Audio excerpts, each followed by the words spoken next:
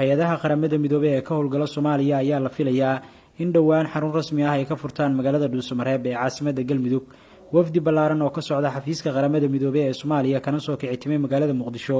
oo ka kooban xubno isugu jira farsamayaqaano iyo khubaro amni oo uu hogaaminayay Tomoko Kubutu ayaa garinkii dambe ee maanta soo gaaray magaalada Dhuusamareeb iyadoo ujeedka socdaalkooda uu la xiriiray hubinta iyo sahminta halka loo asteeyay inay noqoto xafiiska qaramada midoobay ee Galmudug.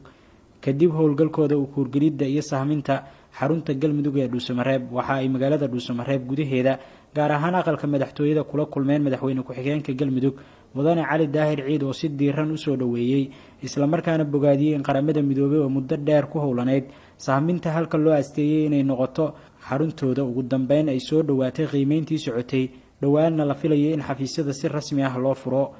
Tomoko Kubutu oo wafdigan hogaaminayay ayaa dhankiisa xusay in habraacyo kala duwan oo soo maray qorshaha iyo qiimeynta isxigtay muddo ka badan 2 sanana ay soo socotay waqtiganna la joogay xilligii la soo afmeeri lahaa lana furi lahaa xafiisyada rasmiga ah ee qaramada midoobay ku yeelanaysa magaalada Dhuusamareeb.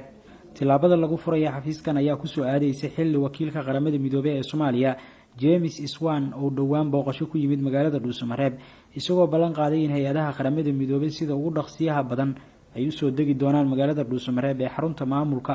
oo laga hagi doono mashaariicda socota iyo adeegyada bini'aadanimo. Cabdullaahi Warsamo Roble, warbaahinta qaranka, Dhuusamareeb.